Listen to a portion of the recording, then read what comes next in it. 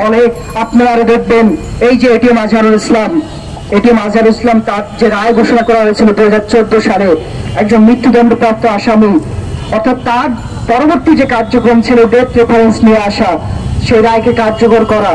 আওয়ামী লীগ ক্ষমতায় ছিল 2024 সাল পর্যন্ত, অর্থাৎ তারও পরে 10 বছর পর্যন্ত।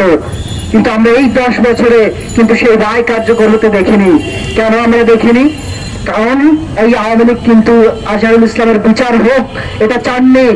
আওয়ামী লীগ চেয়েছে এই আজহারুলকে নিয়ে জামাতের সাথে খেলতে, জামাতের সাথে দর কষাকষি করতে, যার বিপরীতে কিন্তু আমরা আজকে এখানে যারা মুক্তিযুদ্ধের সত্যিকারের পক্ষের শক্তি, মুক্তিযুদ্ধের চেতনাকে ধারণ করে মুক্তিযুদ্ধের যে লক্ষ্য, সেই লক্ষ্য বাস্তবায়নের জন্য আমরা লড়াই সংগ্রাম করছি, তাই আজকে আমরা রাজপথে আছি, আমরা প্রতিরোধ জারি রেখেছি। এবং এই যে সন্ত্রাসী সংগঠন শিবির এই যে সন্ত্রাসী কার্যক্রম চালাচ্ছে, এটা কোনো বিচ্ছিন্ন ঘটনা নয়। তারা যে চিন্তা, যে রাজনৈতিক দর্শন ধারণ করার কারণে 1971 সালে এই রকম একটা গণবিরোধী জায়গায় তারা চলে গিয়েছিল, একই রকম চিন্তা, একই রকম রাজনৈতিক দর্শন ধারণ করার কারণে আজকের সময়ে বিভিন্ন পর্যায়ে তারা কিন্তু এরকম গণবিরোধী জায়গায় চলে যাচ্ছে, এবং তার নমুনা কিন্তু আজকে আমরা দেখছি।